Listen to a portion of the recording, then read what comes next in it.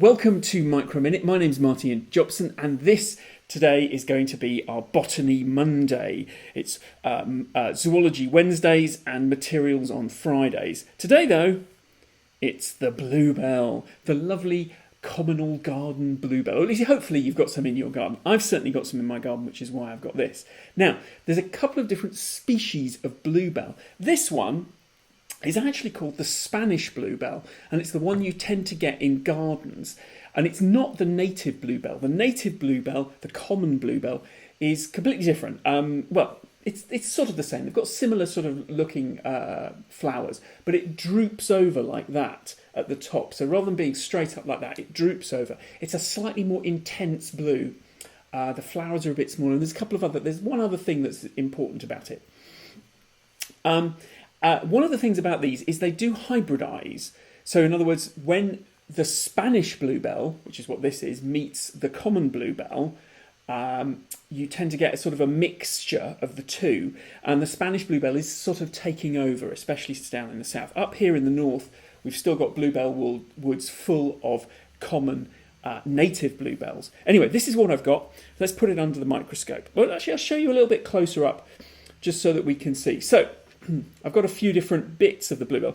One of the things about the Spanish bluebell is it's quite variable, actually. So these are 3 plants I snipped from my garden just now, just before we started, and you can see they're sort of quite different colours, especially this one here. This one here is quite old and is going a little bit older and is going really quite pale. This one's quite dark blue, and this one again. And there's a few other differences I'll show you.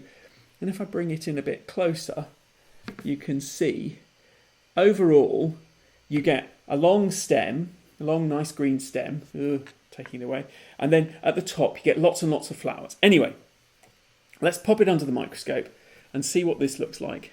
One of these looks like under a microscope. There we go. Oops. Is that focusing? Oh, there is the focus. Yeah, there's the focus. Oh, and I've got my cameras all turned back to front. And this is quite difficult because every time I let go, it sort of relaxes and does that. So anyway, there you go. That's what it looks like under the microscope. And you've got 1, 2, 3, 4, 5, 6 petals.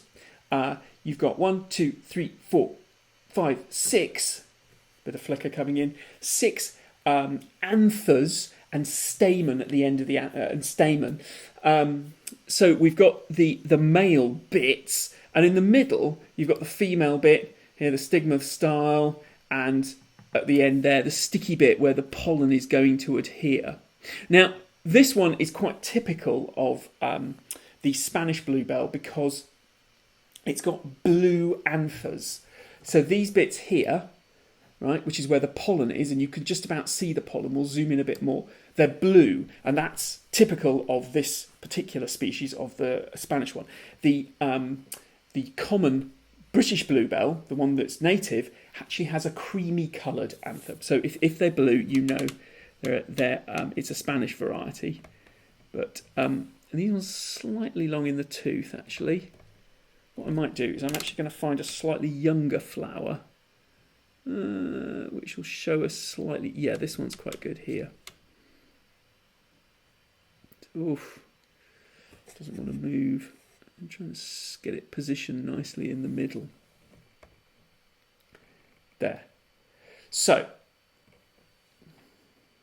there you go.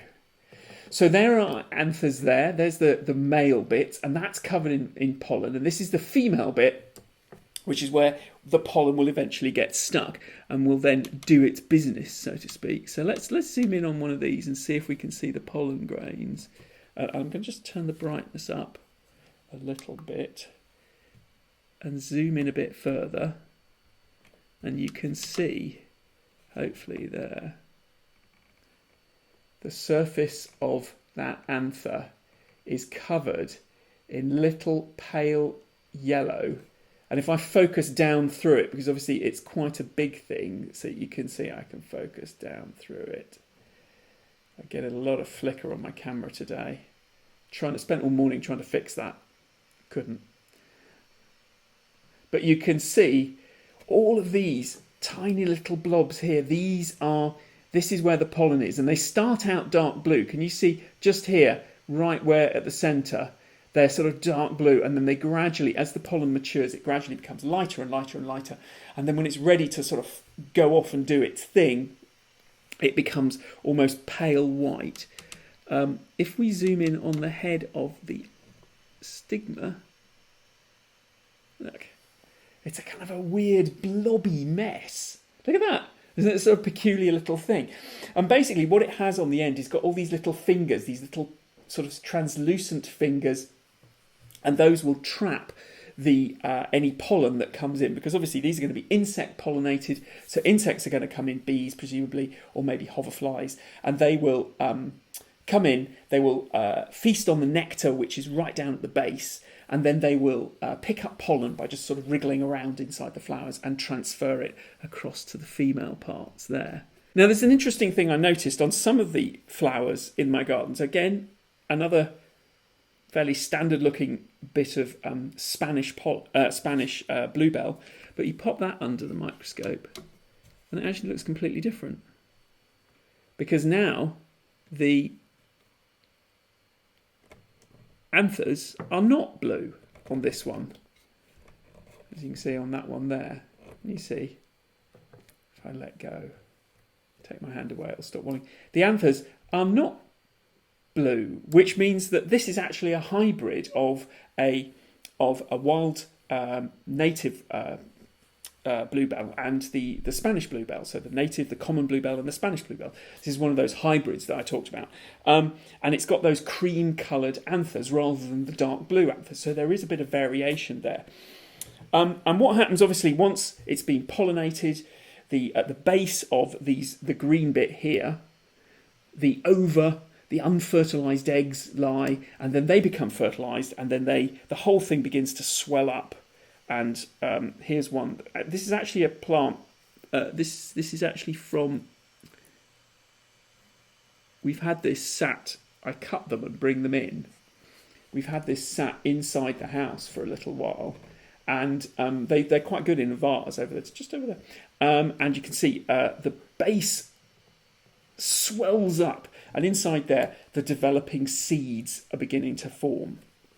So just a bit of basic biology for you. The other thing about these plants, the hybrids, which is a shame, is you don't get the scent from the hybrids and from the Spanish. The Spanish don't smell very much, because if you've ever been into a bluebell wood, you'll know that they have a fantastic aroma.